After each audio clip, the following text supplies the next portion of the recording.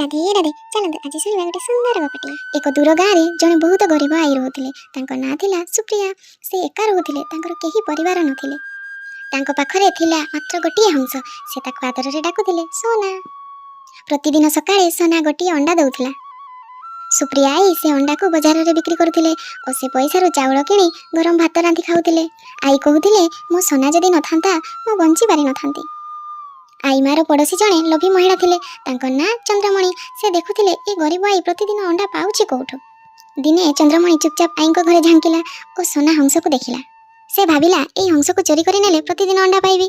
ଏକ ସନ୍ଧ୍ୟାରେ ଆଈ ଜଙ୍ଗଲକୁ ଗଲେ କାଠ ଆଣିବାକୁ। ଚନ୍ଦ୍ରମଣି ସୁଯୋଗ ଦେଖି ସୋନା ହଂସକୁ ଚୋରି କରି ନେଲା।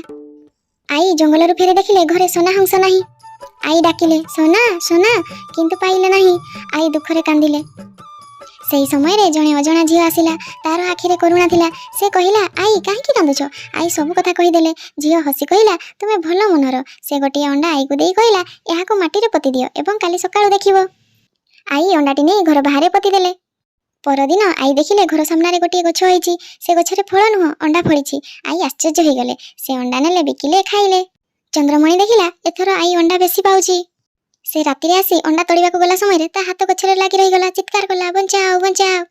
ଆଈ ଆସିଲେ। ଚନ୍ଦ୍ରମଣି କାନ୍ଦି କାନ୍ଦି କହିଲା, ମୋତେ କ୍ଷମା କରିଦିଅ, ମୁଁ ତୁମ ସୋନାକୁ ଚୋରି କରିଛି।